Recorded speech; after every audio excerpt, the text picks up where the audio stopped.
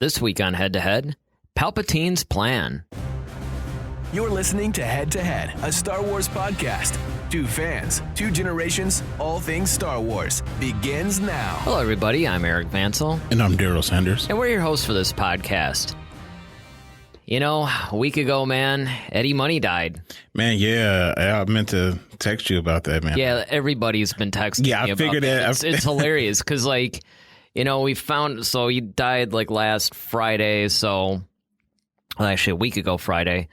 So pretty much it's like, you know, I was actually driving the truck for work or whatever, and then somebody, it was a guy that was an intern, you know, here at work, and it was kind of like, he's like, oh, yeah, man, you know, summer won't be the same at DTE or whatever. It's like, you know, Eddie Money died this morning. I'm like, what? No way, you know? Yeah. He's like, yeah. So I'm like, okay. I mean, I knew he had cancer. I knew that, you know, and he had a heart procedure. I knew he was having issues. Mm-hmm. But the way that it was sounding back in like, well, he got pneumonia in July. But I mean, the way that it was sounding, it sounded like, okay, it was serious, but there was a chance he could actually pull through or whatever. So then, you know, of course I texted Jim because Jim and I go every year to see him. And he was like, what? So, and then he texts back like immediately. He's like, oh man, he did. I'm like, what? So, you know, and naturally everybody knowing that for, you know, like 23 years, Jim and I have gone to see him at DTE, you know, here in Detroit, which is actually one of his favorite places to play. In fact, he even spotlighted last year's concert on the Real Money Show. And so, yeah, man, I mean, it's funny because, you know, it's been hitting me really hard because it was kind of unexpected. And I also thought he was going to pull through. And so, you know, my heart really goes out to, you know, Jesse and Des and Lori and everybody that, you know, basically the entire Money family. I know it's going to hit them really hard. And hopefully maybe they do, you know, maybe they'll do like a tribute show or something because I really like going to DTE and seeing them every year. It was like one of my favorite things to do. Yeah, when I first started, actually when I was a student there, you know, when I met you at school, and it's like, that was there are people. There are things, I mean, that's, I always put it this way. This will put it in perspective, right? Somebody born the year, Ed was born the year that Jim and I started going. Wow. Yeah. Wow, that's crazy. So our first concert was May of 96, and he was born, what, October? October. There you go. He wasn't even born yet, actually. He wasn't even born when we went to the first one. To the first one. So that puts it into perspective right there. So it's been a while. Yeah. But, you know, we can drown our woes. Life gets you down. You got to drown out the sorrows, and, you know, let's go to the Cantina, everybody, and talk some Star Wars. Yeah, hopefully this will lift your spirits. I think it will. No pun intended. Nice. Oh, man. Yeah, it's a wonderful day in the neighborhood. All right. So, and this hopefully will definitely lift your spirit. So, you know, as long as I've known you, you know, you've been a huge Star Wars fan, and I know one of your favorite characters was Mara Jade. Yes, absolutely. So there's actually rumors that she might become canon once again. You know, it's funny, and I read that, and here's something that I didn't even really pick up on until I was reading a little bit. I haven't read too much about this rumor. I read enough about it to know that it was out there and it existed, but the interesting thing about it is there were some trading cards or something that were out, I think, like, you know, maybe in the mid 2000s or something. And they actually had an actress portraying Mara Jade on these cards. So they actually have like a photo. It's not like a drawing or something. Right. It's like an actual actress portraying that. And they've been wondering, oh, is this going to be, you know, the one that's actually playing Mara Jade in this? Well, yeah, actually, I pulled this up. It said in an interview with Entertainment Weekly, Jon Favreau, who's one of the main creators of The Mandalorian, responded to a question on whether or not Mara Jade would appear in The Mandalorian by saying, I don't want to talk about anything that might be fun for people to discover. Right. In other words, yes. You know, because it seems like, I mean, even though a lot of times, you know, he could be JJing us and having a little bit of fun. But usually when they give answers like that, it's kind of like, you know, it's like, oh, the fans are getting a little bit close to the truth here. I got to just like derail it. Like they don't deny it. Right, but they don't necessarily. That would be a JJ thing. Yeah, they don't agree either. So. Yeah, but they don't write. And for him to say, well, I don't want to spoil anything that would be fun for the fans. My only problem, it's not really a problem. I would say it's more of a challenge, would be that I don't know how they would have to revamp her a little bit to fit into the modern canon now. Well, actually, what they're talking about is that she's actually probably going to, if she does appear, which would probably more likely be season 2. That if I'm, I don't think they're going to try to cram a bunch of people into season 1. I think season 2, anyway. if she does pop up, that's probably when it's going to happen. But I think they're going to actually deal with the Emperor popping up in Rise of Skywalker, and she would be the key person in that. Yeah, and I mean, it could be, and honestly, you know, in thinking about it and talking this out loud, they could actually, because the whole story, for those of you who don't know who Mara Jade is, or Mara Jade, I've heard it pronounced both ways, but she was pretty much in a, like, sort of like part of a group called, she was like the Emperor's Hand. It was kind of like one of the Emperor's personal assassins. Now, she wasn't force sensitive, but the Emperor's hands are trained in combat with lightsabers, you know, and they can... They're pretty formidable. Yeah, they're pretty formidable, and they can really fight off Jedi and stuff like that. So she was extremely loyal to the Emperor, and then in the Timothy Zahn books, once again, it's a Timothy Zahn creation. Right. Basically, in Heir to the Empire and the whole Zahn trilogy, it was pretty much her wanting to get revenge on Luke Skywalker, because Luke was the one that killed the Emperor in her mind. I don't think she knew about the Vader thing. And in trying to kill him, she sort of forms an uneasy alliance with him, and then eventually she falls in love with him, and eventually they get married and have a kid. Yeah. And she's definitely one of the best characters of the expanded universe, hands down. In fact, that was one of the things that we were all excited. You probably remember when we first found out about they were even making a 7, 8, and 9. One of the big topics of discussion is, are they going to put the Zahn trilogy up and just make films out of them? You know, which unfortunately they didn't. I don't know. Yeah, there was some fantastic things about it, but I think that would have actually been a really, really good 7, 8, and 9. But, indeed, you know, we didn't get that. So they did bring Thrawn back, which of course prompted Zahn to write another Thrawn trilogy, of which I'm in the 3rd book. Fantastic. Eventually I'm going to finish this one. But, and I also want to do somewhat of a review on the 2nd one. You know, maybe what I'll do at some point is just do like an overall trilogy review and point out what I like and don't like about each of the books. But, you know, it would, if they could revamp Thrawn the way that they've done, and he's different a little bit than he was in Zahn's original books, but they've maintained enough of him, and they've fit him into this modern canon really well, I think. So they could do the same thing with Mara Jade. And what about you guys? You guys think? I mean, I don't know. You know, because sometimes another thing we're always afraid of, right, is that they're going to mess up the characters. Yeah, I mean, you know, that's the thing. Is like you read about these characters, or you see them, and then they do something that you don't feel is true to them. You know, or they change up their lore where they came from. So now fans are kind of like, oh, it's not the same. That is a good point, actually, because a lot of times there'll be something that, you know, really married you to that character, or something that you could relate to, and now that's gone. Yeah, now it completely taints. Yeah, and right. And then the one thing that you really loved about this character is now not there. So, you know, it can be a bit of a dangerous ground, I think, especially if you take a fan favorite character. That's where I think that they're, you know, they were actually risking a lot when they did Thrawn. I was just about to say that, like with Thrawn, and you know, if you bring back Mara Jade, or are you gonna say Mary Jane? Yeah, it's like wrong. It's the wrong cantina, universe. not the dispensary. Well, I was actually gonna say like wrong universe, but they're all owned by Disney anyway. Exactly. That's a good point. Disney is the expanded universe, everybody. I know, right?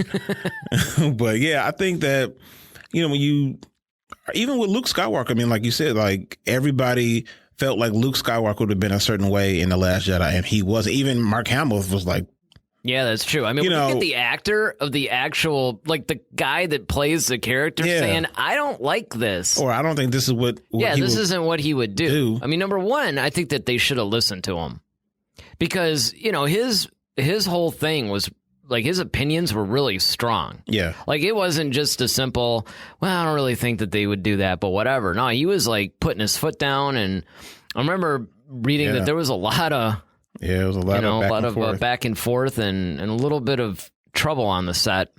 A little hostility, which, of course, he took out on interviews, and then Disney had to try to clean it up. And Yep. Yeah, and, of course, you don't want to do that with another... That's a good point, actually. You already did that with Luke Skywalker. Exactly. Now, Thrawn you brought back, and everybody generally likes the way that he was done. So it's kind of like they got one in each... You know, because if you think about it, too, nobody complains about the way that Han and Leia are portrayed in the sequel trilogy. Right, because they're true to form. True to their characters. But, you know, the other problem, too, is that in the case of a Mara Jade, the further away that we get from the expanded universe, even though they are still available in Legends, and a lot of people apparently still read them, it's almost like you had this whole generation of fans that really don't know who she is. Yeah, that's what I'm saying. Like, it's almost like a brand new character for them, but then for us, we're like, oh, wait, that's Mara Jade. You know? Right, and the thing is that, so on one hand, it's kind of a mixed bag because it's not quite like Luke Skywalker in that regard because everybody knows who he is or who he's supposed to be. He's one of the primary characters. But it's also kind of weird, too, because if you do introduce Mara Jade, and it's, like you said, so this new generation doesn't know who she is, but then you might have people like us who know, and we're like squawking about, oh, this is not how it's being. So then now they're trying to go back and read like this isn't going to go away the way you think. Right. So now you got like all this old canon. Right. Yeah. They go back and read it and go, what? Well, actually, that happened even within new canon. It was, what was the guy's name? It was Syndulla's dad.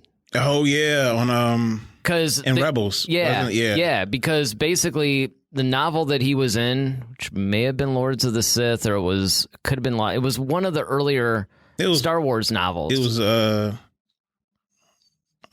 Cam? Was it Cam? Yeah. Syndulla? Yeah. And it was basically, he was supposed to be like this, kind of like this fearless kind of guy. And then, you know, on the cartoon, he was kind of weak. He was almost kind of like a Saw Gerrera type guy. Well, kind of. I mean, it was almost like in so the way that he was written in the novel, which they then, I think they either cleaned it up. They cleaned it up in either in Rebels or the subsequent novels. But yeah, it was one of those situations where, you know, the novel was written before the episode came out, and so you actually had these two different variations of the same character, and you're kind of like, okay, the people that read the book were just mystified. Yeah. Like, well, this doesn't seem like, you know, the guy we know. So, yeah, and they have to be careful about that, because like you said, if they do bring back Mara Jade, especially in a live-action series, and people are like, oh, this is kind of cool, let me go see some more source material, and they go to the Legends novels, it's like... Oh, well, this is nothing like what... Oh, they must have, changed her whole thing. Right. Well, it looks like they're going to bring back another... Yeah. So another fan favorite, maybe making his way to Disney+. Yeah, good old Darth Maul. Our favorite... This guy is like the one Sith that just refuses to die. Yeah, man. It's almost like the Austin Powers thing. Like, why won't you die? Because it's like, okay, he's killed off in the Phantom Menace. Pretty thoroughly, I might I'm like, okay, I didn't think there was a way. No way. That he would ever come back. Yeah, and then, then Clone Wars comes out, and towards the end, they resurrect him somehow. Mm-hmm. With little spider legs. And then they kill him again in Rebels. Yeah, right. Now he's popping up on Disney+. I know he's like Jason Voorhees. But, yeah, so basically, if this takes place, it's going to take place after Solo. The Star Wars movie, the Star Wars story. Right. So it's like the events after that, basically. And, he's going to be running around, kind of running this whole little gang type thing that he has going on. Ray Park is possibly going to actually reprise the role, which would be awesome for me because I love his work as Darth Maul. And then, of course, Sam Witwer, he's actually going to do the voice. Yeah, and that makes sense. Yeah, that makes provided the voice in Solo, and that would actually be cool. And I could see that because that was one of the things I thought was the most interesting thing about Solo was when they opened the door that, he ran that criminal underground gang. I don't know why I keep forgetting the name of it, but it's not Crimson Dawn, was it? Yeah, it might be. Is it Crimson Dawn? Yeah, because it was one of the more famous ones. Yeah, but they did cover that in Rebels, though. Yeah, which I liked. They did, but I mean that's kind of the thing. You see, like the aftermath of it, and what happened to it. So it's cool because they left off Solo. That's why I actually kind of wanted to see the sequel to Solo, not to see the further adventures of Han Solo. Although Donald Glover as Lando, I would have liked to have seen him as well. Mm-hmm. But it's really to get that whole Kira Darth Maul connection. Let's see some more of that. Yeah, it kind of left you like, oh. And then they tease you with this absolute mind-blowing morsel, and then they just because I did not expect that at the end of Solo. I was like, not at all. I was like, oh, that's awesome. Yeah. I mean, when they showed Darth Maul, and then at the end he ignites his lightsaber, again, for no reason other than effect, but it was really cool. It's like, oh, man, to see him in a theatrical live-action film, that's what was cool. Yeah, now the fact that, we got Kenobi, coming out. Yeah. And then now you got another Maul, possible series. Remember I asked the question, like, do you think we'll ever see that battle, like in a live action now? Because it's like, okay, if we get this Darth Maul thing. Well, they could do that, I guess, if they wanted to recreate it pretty much live action. Mm-hmm. Get Ewan McGregor. Yeah. I mean, that would be awesome. Have like a little bit of a rematch. Yeah. That would be sweet. I could just see it now. It's going to be like some crazy tagline. There's a new mall opening in Disney Plus. Oh, you did not do that. Yeah. Unfortunately, I did. I didn't mean to. Just came out. Getting older, the dad jokes are strong within me. I don't even have any kids. Well, you've taught enough. Yeah, that's it. That's what it comes down to. All right. So hold on to your britches, everyone. But Rian Johnson's trilogy is still on board for Disney. Now. Well, wait, see this I didn't actually read anything about. So is somewhere there's an actual official announcement or like some sort of confirmation from somebody at Disney? It was on Twitter. Basically showed it was Rian Johnson and I forgot the other guy's name. But they were like shaking hands and basically I think it's on Rian Johnson's thing, but it's basically showing that because he's doing this whole other series as well, almost like one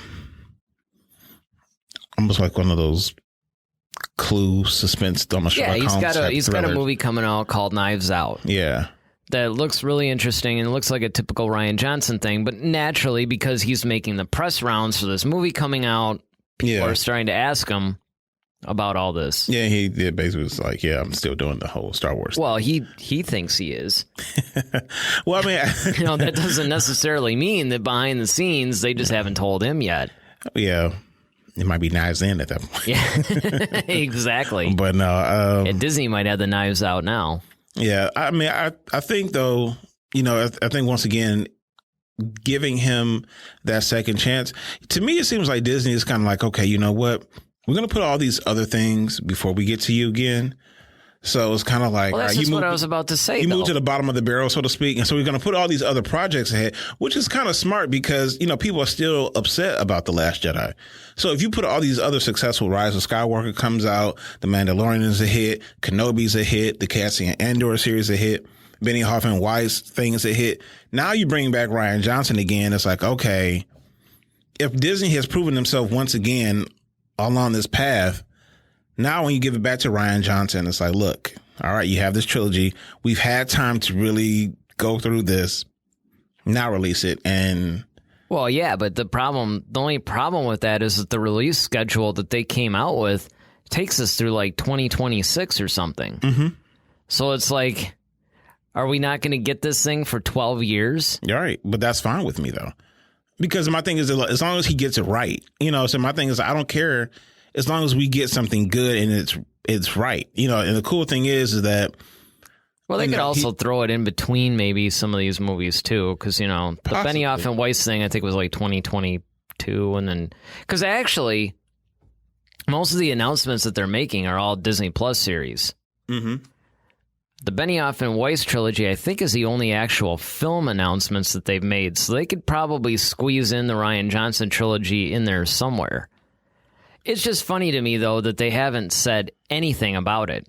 It wasn't at Celebration. And I think, wasn't at D23. And I think that's why, though. I think they're trying to let that taste get out of people's mouths. I think people are still upset. People are still. That's what I'm saying. Still talking about that. I think what you're going to see is maybe after the Rise of Skywalker. Exactly. That's when you got to clean the palate at that point. Yeah. You know, and once that's successful and everybody loves Star Wars again, maybe they'll bring Rian Johnson's name back. Yeah, it's too soon for, and that's what I think is the perfect strategy for them. It's like, okay, let's give the people all these other things, stuff that they want, and if we can kind of get people focused on those things and they fall in love with Star Wars all over again, the way we intended, then it's like, okay, by the time we bring Rian Johnson back around again, hopefully, especially with him doing something with a brand new canvas, so to exactly. Speak. He's not dealing with like classic characters that we know. It's a whole new thing, so he can kind of really get in and create, and we can actually like that project. I hope so. Because he really is a good filmmaker. He is. You know, and I did really, I mean, I love The Last Jedi, but there was a lot of problems that it had, and I thought that it could have been better. And I understand why people that just absolutely hate it. Mm-hmm. But I think that where people might soften their viewpoints is once they see it in context with The Rise of Skywalker, because it's sort of a middle chapter that even though you had Empire Strikes Back, as a middle chapter, there were some decisions, obviously, that Rian made that were unpopular. But I think that they might have a payoff in the next movie. To Rise of Skywalker? Yeah. Oh, yeah. So, you know, we'll see. So I'm actually looking forward to his trilogy because I think that his trilogy would be really interesting. But yeah, it does need to be with characters that we're not necessarily in love with. Watch, it'll be a Mara Jade trilogy now. It's like, yeah, guys, I'm doing a whole Thrawn Mara Jade, thing or whatever. But again, if you're going to do that, at least you're not messing up a classic character. You're just messing up a character that, a handful of people really remember. Yeah. All right. Well, I think it's probably about that time to finish up our drinks. And, while we're finishing up our drinks, why don't you guys pick up your phones or hop on your computers or tablets or whatever means you're using and hit us up at Head to Head SW on Twitter, Facebook, and Instagram. Let us know what you guys think about what you've heard so far.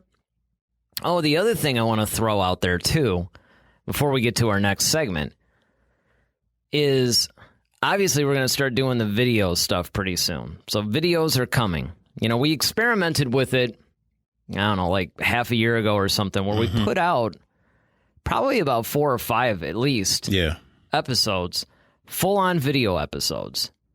So thing is, it's a lot easier to do it audio-wise, but I've noticed that when you see a lot of podcasts on video, they're not really all that production-heavy. It's literally like somebody just turn on a camera, and they turn on the overhead lights in the room and, just shot it as is. Now, it won't be that basic, but would you guys be all right with that? And you're just more interested in seeing our wonderful faces, talking about all this wonderful content that we have, or the more, and of course the lower thirds and all that would still be there, or would you guys be leaning more towards the, well lit, nicely, more production heavy stuff? Yeah. Props and all that stuff. Yeah. Cause if we could I don't really want to say get away with it, but it's one of those things that would be a lot easier for us to do and be consistent, because right now we can't support ourselves with this podcast, let's face it. So let us know, in the comments section on YouTube or at Head to Head SW on Facebook, Twitter, especially, even Instagram, and let us know what you guys think. I'll probably even put up a little poll or something so you guys can vote. All right, what do we got? All right, next we have Duel of the Fates. All right. So this week, question is, should Mace Windu return for the Rise of Skywalker? Yes and no. Yes or no, and why? It's one of those things that... Yes, I know it depends on the story. Well, yeah, but I mean, besides that, I don't know. I'm kind of torn. I want him to return, yes. Mm-hmm. I don't know if I'd want him to return for the Rise of Skywalker, though. Like, I would actually rather see him return to the Star Wars universe. Mm-hmm. But I want him to return so bad that I could see a way for him to get into the Rise of Skywalker, but it would be a little bit of a stretch, and I would worry that they're trying to bring or cram too much in. Trying to shoehorn him in there. Yeah, but it does make sense, though, because if you have this whole thing to where there's a heavy Force ghost presence, or I've always contended, as you know, that Mace could very well still be alive. Yeah, and that's where I'm going, because a lot of people think that he's still... And that's been the argument. That's why a lot of people remember people thought Mace was Snoke. Right. Yeah, a lot of people, kind of want Mace Windu to return. Of course, Samuel L. Jackson would love for him to return because he loved playing the character. And he always kind of said, like, well, we never really see him die. You don't. All that happened to him was his hands got chopped off and he fell out of the window. Right. Now, most people would think, like, well, okay, but look what happened. So let's kind of break that down first for those of you who have still not seen Revenge of the Sith. But I don't think they'd be listening to this podcast. I hope. Well, you never know. There's somebody out there right now. It's like, well, I haven't seen it. So, in Revenge of the Sith, there's a scene where Mace Windu comes in contact with Palpatine. They get into a lightsaber duel. And in the process of that, Palpatine starts inflicting Force lightning upon Mace Windu, to which he's blocking it with his lightsaber. Anakin Skywalker comes in. They have this whole verbal exchange. And Mace is getting ready to kill the Emperor. Anakin takes a lightsaber, hacks off both hands, not just one. Yep. Both of them. And then Palpatine kind of shoots him out a very, very tall building. And it's not like he just dropped him over them. He was kind of far out there and then dropped him in the middle of Coruscant, which is this big city that has a bunch of like Jetsons flying cars all over the place. Now, I will agree that lightsabers were designed to cauterize wounds, so we know he didn't bleed out. That's fair.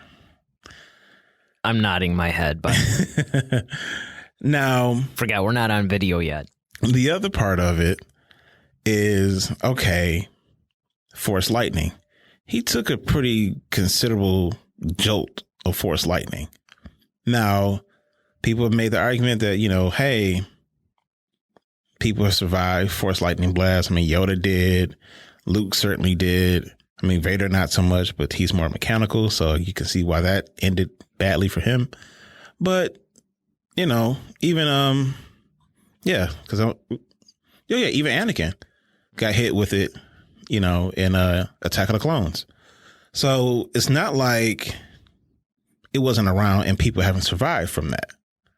Then you have the matter of him dropping himself out of like this however many story building that he was in the middle of a city.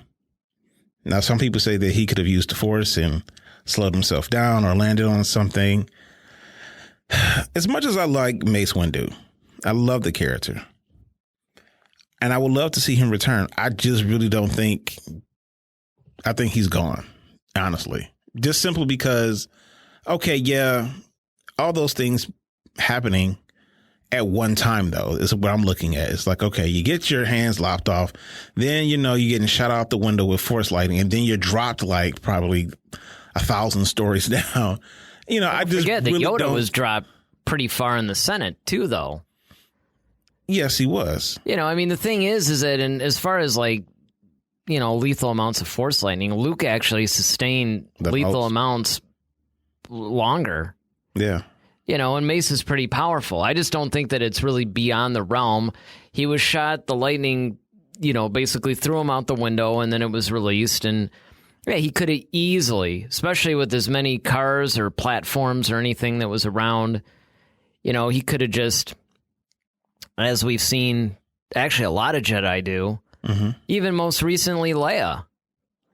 I mean, certainly that wouldn't be any, more ridiculous than somebody being shot out into the freezing cold vacuum of space for at least 2 or 3 minutes, and then being able to move and pull themselves back in. But that said, though, as much as I would like to see it happen, I'm not going to be as extreme. I don't think that he should return for the Rise of Skywalker, although I would like him to. But I definitely think that there's room for him to return for, maybe some other series. Because honestly, I would actually like to see what happened. I would like to see them show Boba Fett getting out of the Sarlacc pit before Mace Windu. Well, here's my thing. I think, to answer the question, first of all, I'm going to say no for Rise of Skywalker. I don't think he's going to appear in Rise of Skywalker. Oh, I don't think he's going to. Yeah. 2, if he were to pop up somewhere else, I think the best, well, I can't even say the best because that's not even, I mean, if he were to pop up anywhere, I mean, honestly, to me, it would make more sense in the Kenobi. Yeah, the Obi Wan series would be the spot. Yeah, to put him. But then you also have to ask yourself the question. It's like, okay, well, if he's around and Yoda's around, like, okay, why not, the 3 of them? Well, just that's know what I mean? true. Like, if Mace is actually around and he's, in fighting shape, Mace and Yoda would have made a powerful enough team probably to. But then you add Obi-Wan. Especially if you add Obi-Wan and then eventually Luke. Yeah. Yeah. You have to answer that question. Well, what the heck was he doing, But here's my thing, though. And this is the thing that you're overlooking, even though we've already talked about it a little bit. They brought Maul back, man. Now, if you really want to talk about, you're over here going, well, they shot him out of a building and all this stuff. It's like, dude, really? Okay. Maul was sliced in half and fell down a shaft. Well, if you recall, I'm just saying. I understand. However, if you do recall, I remember when you told me that Maul was coming back, and I was just like, how? I was like vehemently against it. Like, dude, you were like sliced in half. Like, how do you survive that? But now you're over there talking about how you're excited about the new Maul series to come out. So I'm just saying. Well, I mean, because it's already happened. I mean, but my thing is, it's like, even the explanation of Maul coming back, to me, I still think it's flimsy. Well, and here's the thing, and this is another thing that we also got to look at your question too, because it's not even will Mace Windu appear. It should. And I would still say no. In agreement with you, actually, because I just don't think from a narrative perspective what relevance that it really makes sense. Yeah, he would have no relevance in this world. They would just be shoehorning him in. Unless he came back as a Force ghost. I can handle that. Because it's almost like if Rey has all this knowledge of all these Jedi and she can consult with all these main, almost like the Hall of Jedi type of a thing.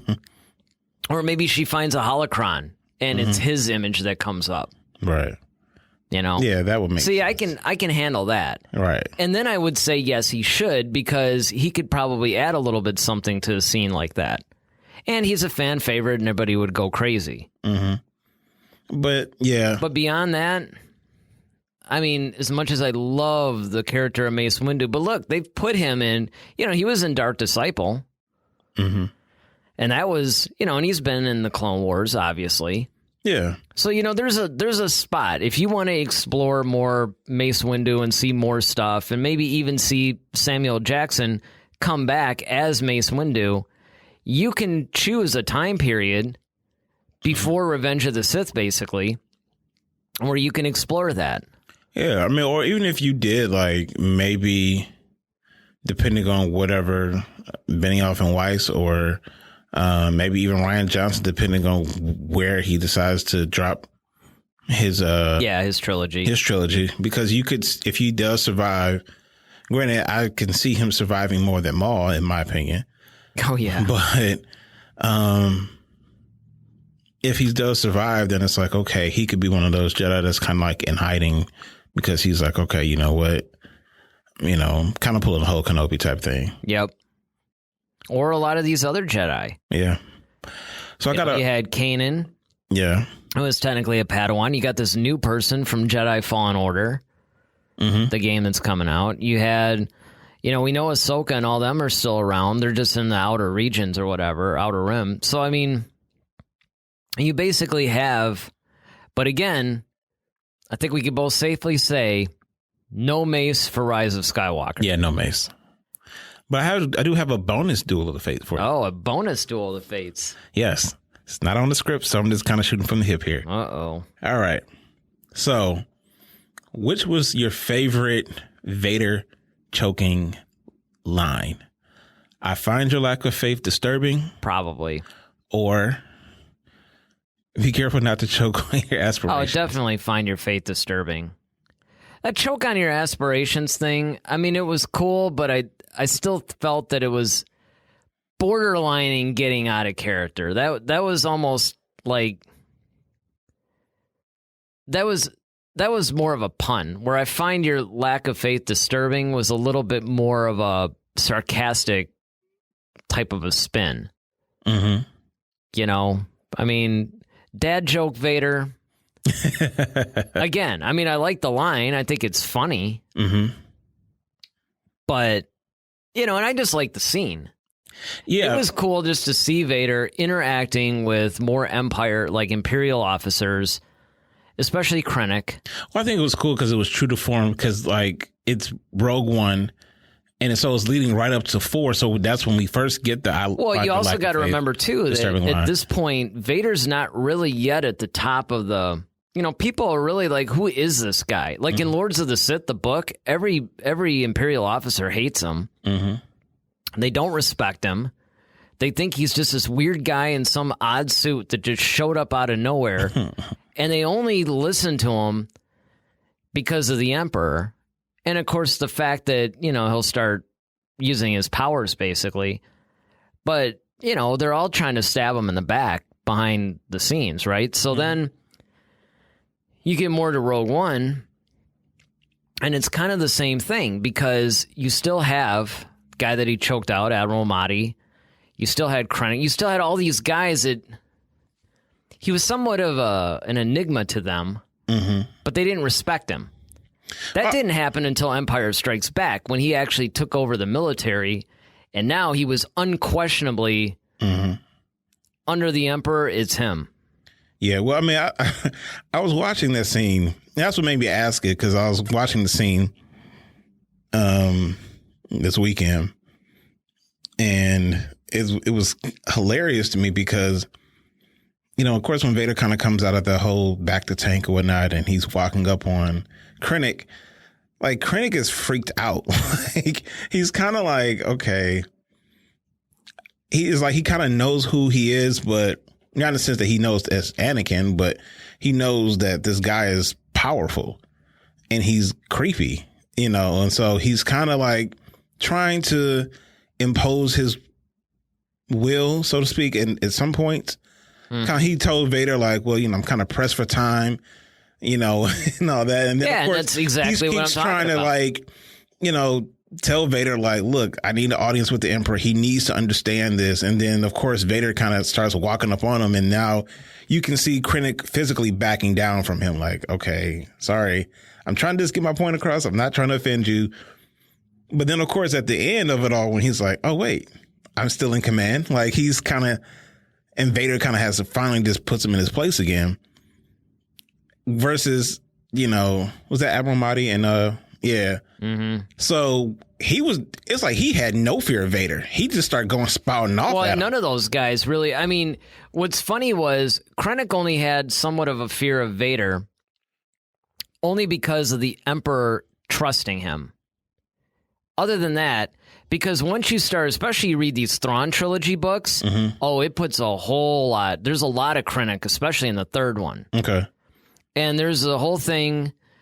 It was a little bit like this in the Tarkin novel and then in some of the other novels, but there's a lot of the novels, particularly the Thrawn trilogy, all 3 books, where you really see a lot of the sort of political grandstanding and backstabbing between Tarkin, Krennic, the Emperor, Vader, Thrawn. I mean, it's real interesting. I would say that if anybody out there really enjoys kind of like the politics and the conspiracies and espionage and all that, Thrawn trilogy is totally the way to go, because everybody's trying to undermine each other. But they all love the Empire, and they're trying to make the Empire succeed, but because the whole thing is that Thrawn came up with this whole TIE Defender thing, which we do see in Rebels. So is this kind of like the flip side, like almost like how in Bloodline, like it's the rebels who don't trust Leia and everything. Yeah. So it was like the flip version of that with the Empire. Because you see within the Empire, you see Governor Price, how she like rose up, like how she was, you know, basically just kind of cool hanging out, sort of happy-go-lucky almost, and then, you know, she rises up and Thrawn helps her out. And I mean, it's really like an inner workings of the Empire type of a thing, almost like a... I mean, it could almost be like a Tom Clancy kind of thing. And definitely because, you know, Thrawn, especially in alliances, because he's dealing with Vader, and he knows who Vader is. And he keeps dropping these little hints, which freak Vader out a little bit. And then, of course, Vader starts to lose his patience, and he'll start to reach for his lightsaber, or he'll go to choke him.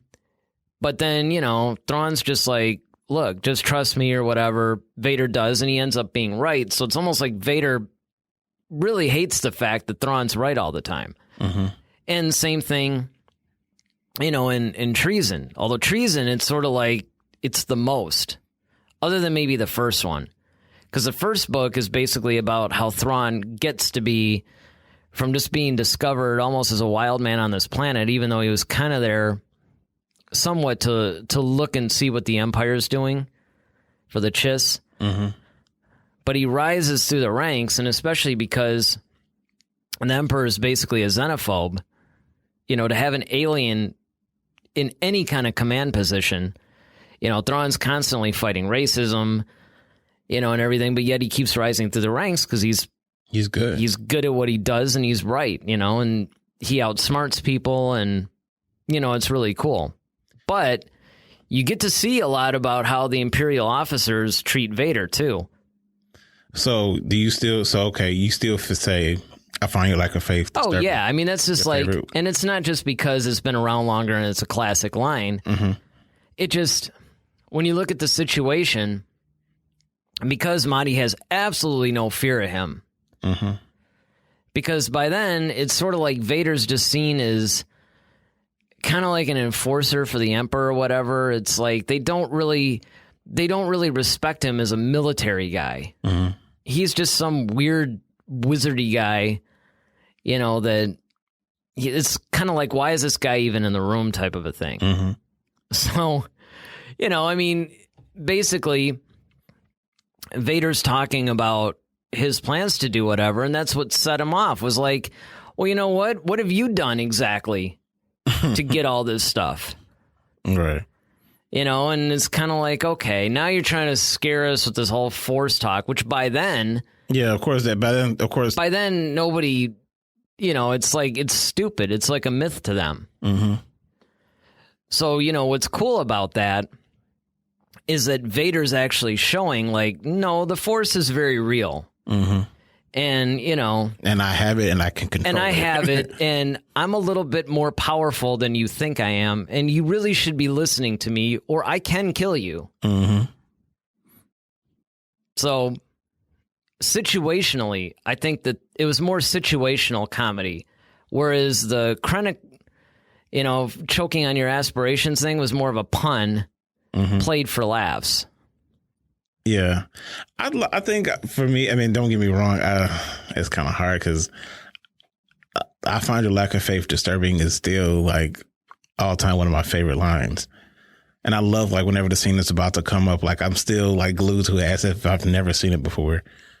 But I do like the whole choking on your aspirations line, just because, one, I didn't expect it. Like, I didn't expect Vader to do that in Rogue One. You know what I mean? Because one we already knew, and quite honestly, I was surprised at how much Vader was in Rogue One. Yeah, to be honest with you. Actually, I was. I was like, I thought maybe you were going to see him like on the bridge or something of a Star Destroyer. Yeah, or he'll pop up like on a hologram. Yeah, right. Something like that, and that was it. But yeah, I mean, to see him actually have a whole conversation with Krennic, and then it's like, okay, of course we know the epic scene towards the end, but that whole moment when he's like walking off, and it definitely kind of put you in that mindset of 4, because it's like, okay, the next chapter, where it's going. Yeah, right. So I think immediately after. Yeah, right after it. Exactly. So it's like you turn the page and there you are. So I like that. I like that scene, and it was kind of like, I like the fact that Vader kind of had that humorous side to it, because that's something you never really see from him. So I think that's kind of what made it, in my mind, an iconic moment. And the way that Krennic actually played the whole Force choke thing, like how it happened. Well, I think a lot of it too is just, and this might be what those who might agree could get caught up in, is the fact that it's a new Darth Vader scene in like 30 some odd years, right, at that point. Because it wasn't, I mean, the only real new Darth Vader scene we had was like, where's Padme? Right. I mean, it wasn't really like the Darth Vader we all know and love type of thing. Right, true. And Rogue One was the first movie that actually had Darth Vader in it that was new. Yeah, and it actually had scenes. He had dialogue. Yeah, he had dialogue. He had all these scenes, and it was new. It wasn't like some, like cut scene in a game or anything like that. It was actually James Earl Jones, like an actual Darth Vader scene, and we're getting a more than we thought we would. Definitely. And I think that's what it's sort of like. The new thing is your favorite thing. Familiarity breeds contempt, as they say. Oh, look at you, Yoda. So it's kind of like, I think a lot of people enjoyed that line simply because it's new. It was funny, and but it's just like when you take a step back, if you're looking at truly, and the other thing too is you got to talk about it. Is it an objective thing? In other words, film snob type of a thing, or is it subjective? Yeah, it's just what you like. What you like, or what you think is, what works for you. Because that's the beautiful thing about movies, is that, it hits everybody a different way. You could take the most brilliant movie ever made from an objective point of view, might not register with some people. Yeah, well, you made the perfect thing. Like, some albums that you've listened to, like musically or technically, it's a superior album, but you just don't like it as much as another one. Yeah. Or, consequently, I've had this happen a number of times too, where I bought an album and hated it, and then 10 years later I listened to it and it's like my favorite album. And yeah, I've done that. And you're just like, this album's so good. Like, why didn't I like this before? Right. And you're kind of exactly. To the point where I remember I can even give it Def Leppard's Hysteria. Hated it when it first came out. I sold it the day I bought it. I bought it. I listened to it. I thought it was terrible compared to Pyromania, and went to like some used record store and sold it that same day, like 3 hours later. Wow. Only to buy it again, and now it's, to me, it's like, it is one of the most perfectly produced. That, objectively, I always knew, but, those are the kinds of things that, movies will hit you the same way. Gotcha. So I think we can agree that Mace Windu should not, after that big digression, which is almost its own, that could have actually been our featured topic. I know. Honestly, which is hilarious. But speaking of which, I guess it is time. Yes, it is. To move on. It's time to move on to greener pastures and to a segment we call From a Certain Point of View. All right, so this is our featured topic. And it basically consists of Palpatine's plan for Rise of Skywalker. Kylo Ren and Rey are to lead the new empire. So we basically kind of heard. Well, and we brought this up. Yeah. Like on one of the last two podcasts, I remember we talked about that Reddit rumor where that guy supposedly has all this inside knowledge. And yeah, that was one of them, that Palpatine just suddenly got this, like, he realizes after, Anakin's betrayal, family is what's important to him. Mm-hmm. And Rey's his granddaughter. And so now he's like old and feeble and weak. And so now he's trying to bring Kylo and Rey together to lead this new empire. Yeah. Now, my whole thing is this. I'm wondering, it makes sense that the Emperor would be old and feeble and weak at this point. But, well, especially after falling down a shaft. Well, Star Wars certainly has no shortage of, like, bringing back people from... Well, we never saw him, So. I don't know, man. We saw some blue smoke, blue vapor, blue something. Hey, man, we saw blue milk too. But hey, it's just still, anything could have happened, He was still using the Force lightning. Maybe something in the reactor was just kind of reacting to that. Well, my whole thing, too, is that, look, we know that he studied Darth Plagueis' thing. We know he has the book, actually, that Plagueis wrote about how to cheat death. Right. So it's possible that on the way down, much like in that Robot Chicken segment. Yeah, he kind of said some incantation. Kind of like, oh, yeah, right. Exactly. He could have, like, invoked some weird thing, and maybe that blue flash was him... His spirit just... disappearing or something. So I'm not actually too hung up on the Emperor surviving. In fact, it makes sense if you look at the overall saga narrative. True. Well, that's what I mean is... So, I guess my thing is, where is the Emperor at in this point in his life?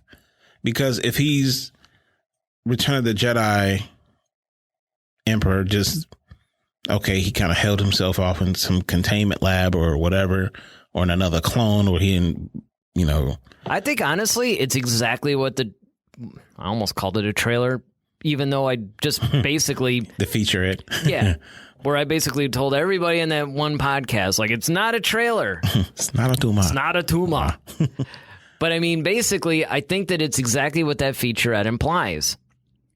That the Emperor is basically off in the unknown regions, building his entire Sith fleet, because those are Imperial-class Star Destroyers, not First Order Star Destroyers. True. They have this little red on them. You got, like, these new red stormtroopers that are called Sith Troopers. So I think that Palpatine... Basically, this is why I think it could get really interesting for The Rise of Skywalker, because I think you might actually see a three-way battle. Because I think what's going to happen is, and again, all speculation. Yes. Unlike this Reddit guy, I don't claim to have any, crazy thing, but just piecing together what we've seen so far. Just making this up, but... And again, when we see this new trailer that'll probably be coming out October, Monday Night Football... It's supposed to be like 2 minutes and... Yeah, it's supposed to be like one of the longest... It's actually going to be the longest... Well, you've heard something different than I have, because I heard it's only going to be 2 minutes and 16 seconds. And the other trailers were 2 minutes and 35 seconds. Yeah, I heard it's supposed to be as long as the Force Awakens one. Well, that would be 2 minutes and 35 or 36. Yeah. Which, it really doesn't matter. As long as they put enough information in. If it's 20 seconds shorter, who cares? I care. Well, I care. But here's the thing. I think that the Emperor, maybe Snoke fit into his plans. They got to at least mention something about Snoke.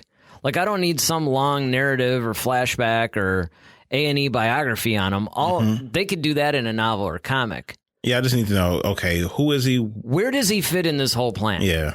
Where did he come from, basically? Just a little bit of a thing there, because obviously you got to wonder, how did this guy derail the whole Skywalker family?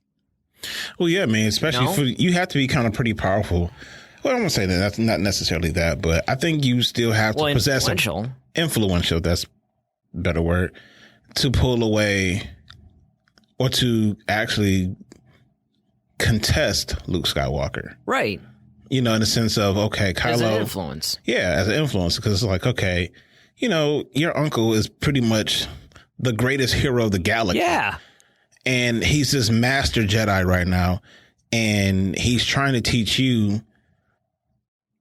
So what happened? It's kind of like right, and not to mention the fact that when you go back to The Force Awakens with that Leia and Han thing, it's like, well, when Snoke got a hold of him, it's like, well, okay, you guys obviously knew who he was, so why did you guys let him into? Was he, like one of those things where he's a good family friend until he molests your daughter, kind of a thing? I mean, right. Is it that situation where, oh, it's Uncle Snoke, and then you find out he's really got these like evil plans or something? Yeah, well, I mean, it's.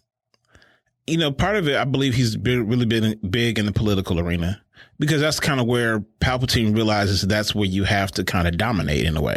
You kind of have to control things from that perspective, and then you move elsewhere. So I think probably what happened is that, he's probably some bureaucrat or something like that Leia probably had to deal with.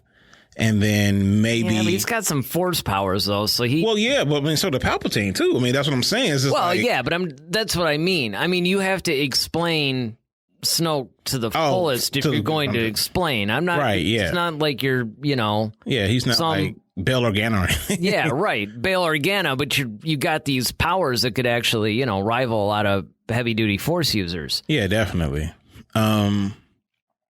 So, yeah, I mean, I think that.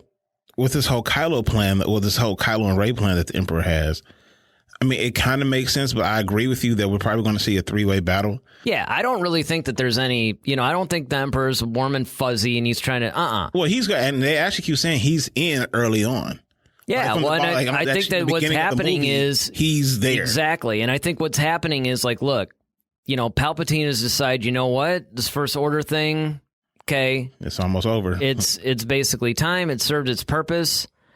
It's time for the Jedi to end, as Luke said. It's basically time for the First Order to end. I'm taking my whole thing back. And Kylo's probably like, Well, yeah, I mean, Kylo's probably going to be like, yeah, because he wants to be the Supreme Leader, because now he's probably going to have like a taste of this, because I don't know how far, I think it's like a couple of years after Last Jedi, so like 2 years, 2 or 3 years. Yeah, I mean, it's going to be long enough that Kylo's going to be really comfortable. Yeah, he's gotten settled into being the Supreme Leader. Well, and then there's that new...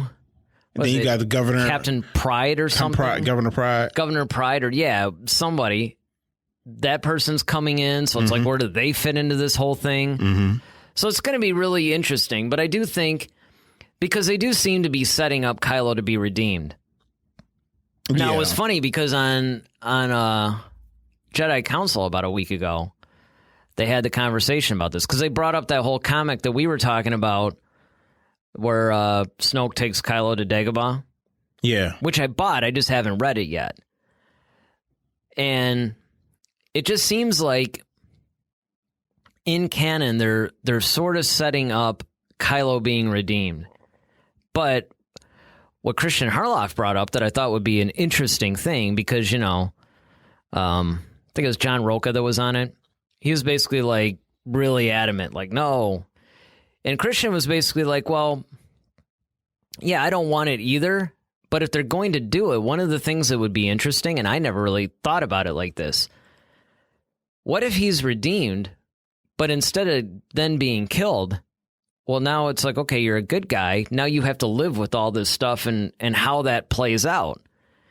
Because, now all of a sudden everybody is like, oh, wait a second. Now you're good. You wiped out my entire village, or you destroyed a planet. Yeah, you destroyed like 5 planets or something of people, and it's kind of like, it's almost like what would have happened if Vader had lived, but then Leia was feeling the blowback of that in Bloodline. Right.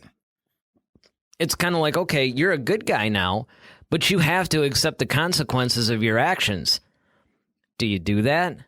And so it could actually be really cool if they do, because it seems like they are going to set him up. And that's what I think is going to happen, is that they're almost going to unite the First Order, and they're already setting it up with the whole rumors that, Hux is like this mole or whatever, kind of like a fulcrum kind of thing. Mm-hmm.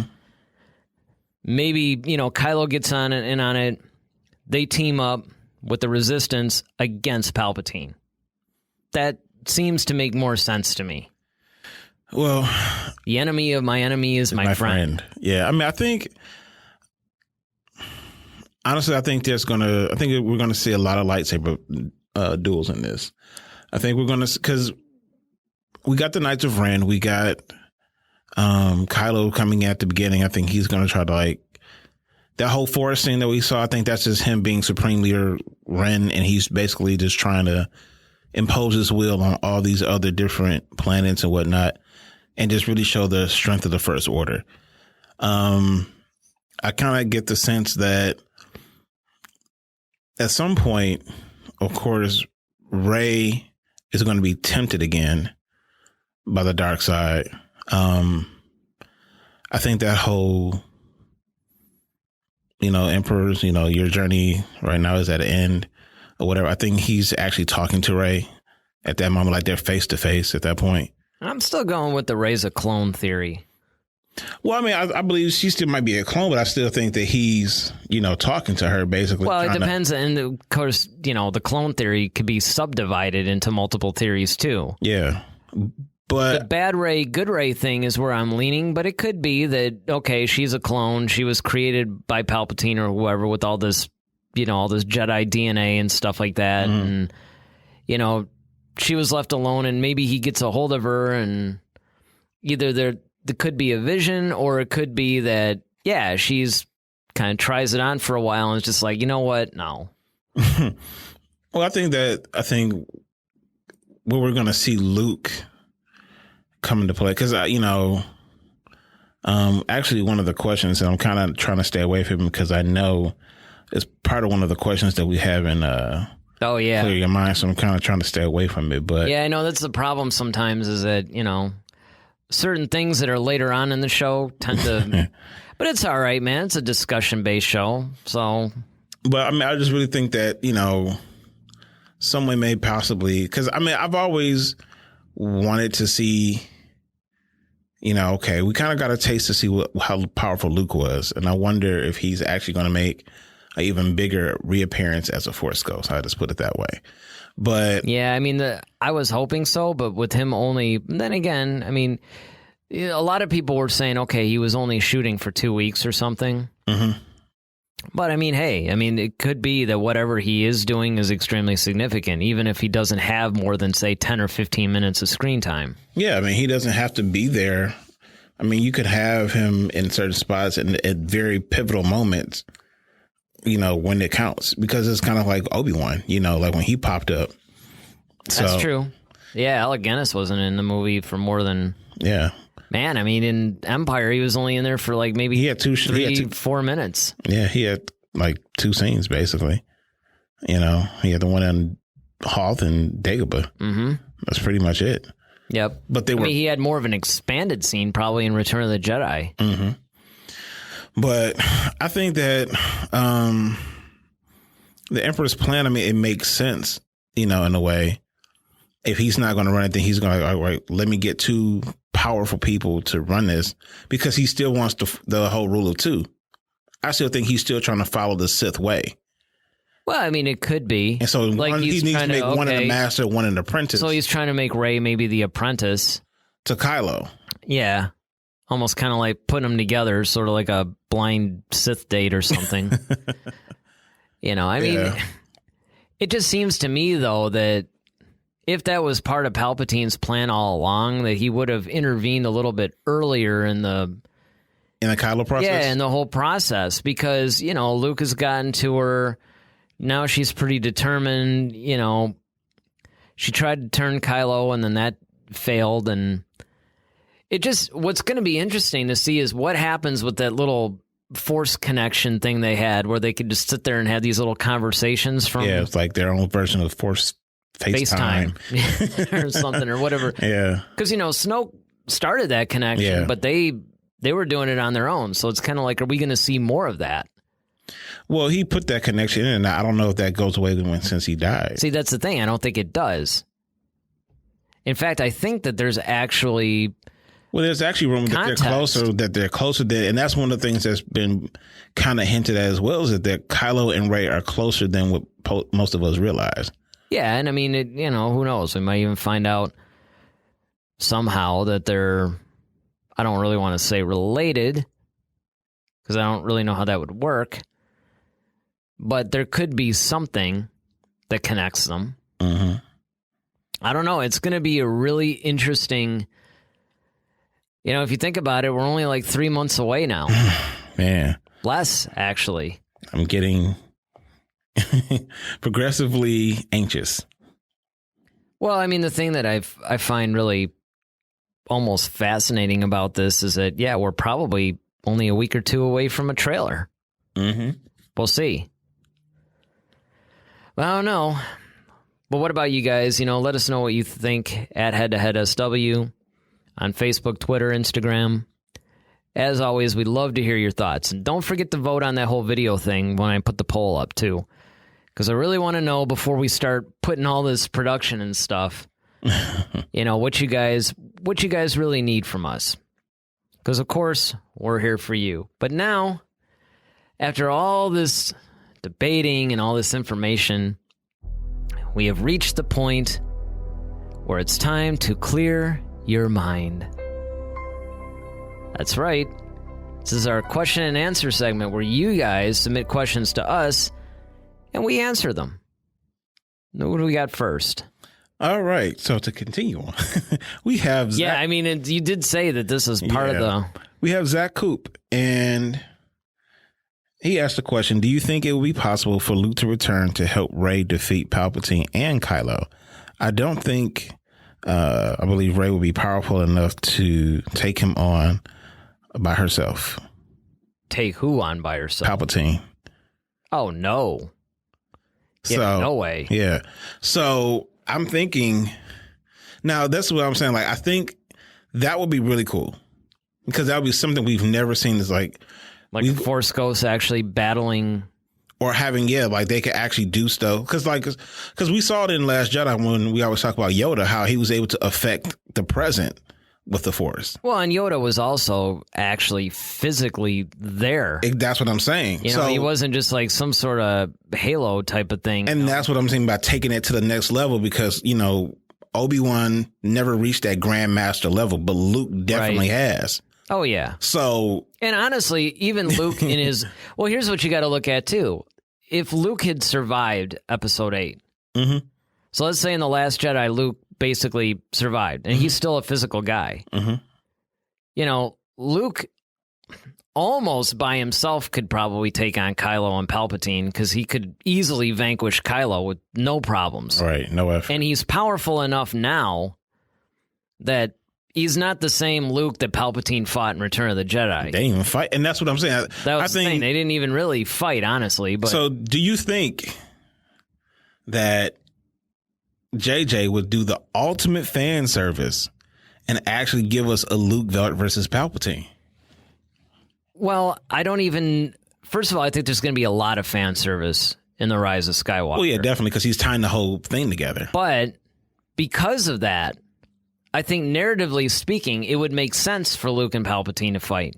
Mm-hmm. Because first of all, we don't know that Palpatine's in physical form either. We don't know that. I mean, he could be resurrected or he could be kind of like a Sith spirit thing like Yoda too, Like he could be sort of... got two Force Ghosts fighting each other? Kind of. Who wins that? Like, you're already dead. I mean, how do you win that fight? Maybe they go to a point match system or something. I don't know. It's... Yeah, I think one would actually have to be living and bet on Palpatine. Yeah, of course. And I mean, I think that could happen. And narratively speaking, I think that could fit. The only problem I would have with that, though, unless you did like you remember how in Revenge of the Sith you had Anakin versus Obi Wan, then you had Yoda versus Palpatine? Mm-hmm. They would have to do something like that in this because you can't just have Rey and Kylo, kind of eating popcorn or watching this, like, drinking some blue milk and taking bets on. Like, if he's just going, oh my God. Yeah, exactly. Yeah, I mean, I think that's what's going to happen. I think that whole scene where we see Kylo and Rey, on that remnants of the Death Star. I think that's supposedly early on, though. But let's just say, it could be. It could very well be, though. Those are only rumors at this point. Mm-hmm. It's like there hasn't been, to my knowledge anyway, any true leaks where everybody's like freaking out. So, I mean, who knows? But the idea is, is it possible for Luke to return to help Rey defeat Palpatine and Kylo? Yeah. I mean, the problem right now is that anything is possible. And there's a lot of plausible theories that are out there. This isn't as crazy as like some of the Force Awakens or especially the Last Jedi ones. Mm-hmm. Because it looks like they really are going to go in this different fan service-y crazy direction. They almost have to. So, I mean, Zach's correct in the sense that, yeah, Rey would not be powerful enough to take on Palpatine at all by herself. And yeah, I think it is possible for Luke to return because honestly, Luke's the only other person that they could bring out that would be able to defeat Palpatine at this point. Mm-hmm. So we'll have to see. What do we got next? Now, it could be the whole thing like the rise of Skywalker, like he comes back. Yeah. That would be sweet.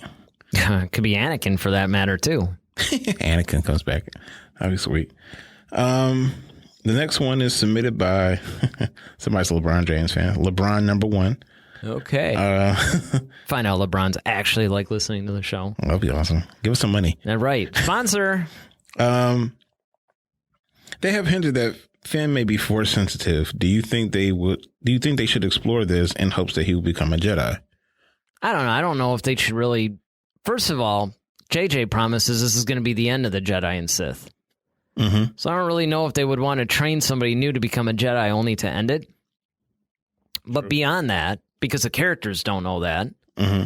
It's not like Rey's sitting there, well, the almighty Lord JJ is going to end us, so we're going to, it's kind of like, but my problem is, let's not try to, just like we don't want everybody to be everybody's kid or mm-hmm. whatever, let's not make every character in the world a possible Jedi. Right. Because, and it's only with the sequel trilogy that we're actually doing these kind of things. Nobody, when I was growing up, was like, I wonder if Han Solo's force sensitive. But then again... You did want to see him pick up a lightsaber, though. I did, yeah. But only because it would be so weird, though. Right. If he were force sensitive and he were a possible Jedi, it wouldn't be very strange. And that's where I think that this whole thing... There are hints.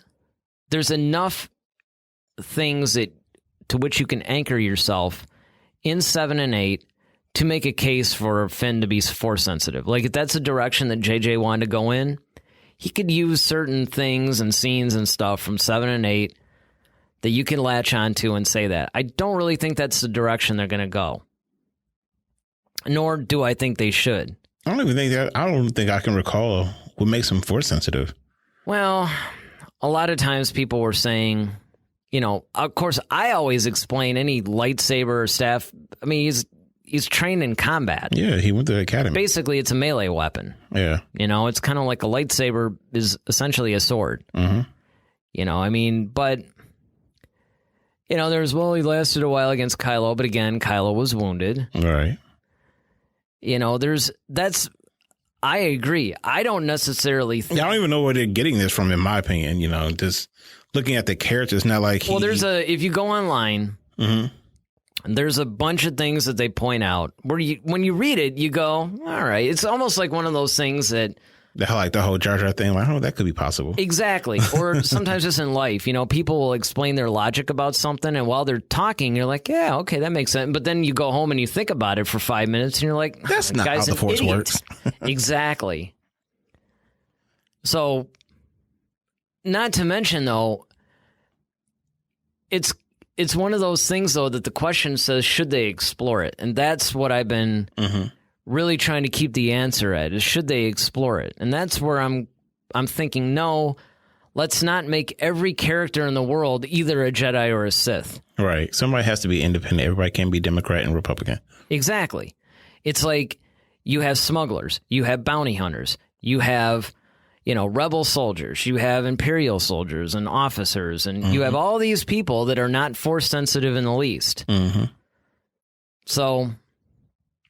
And that's not to say, because I love the whole Force, I love the lore, I love all that stuff. And, I'm hoping that we see some represented in The Mandalorian, although certainly it doesn't have to be. All right. But it would be nice because it does exist in that universe.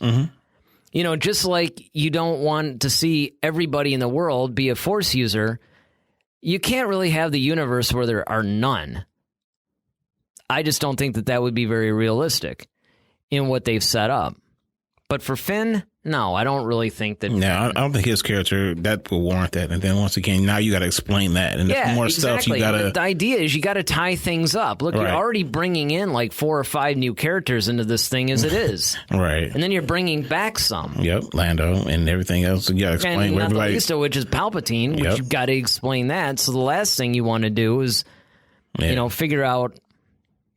Unless you put that in the opening crawl or something. Finn is Force sensitive, you know, and then... And also...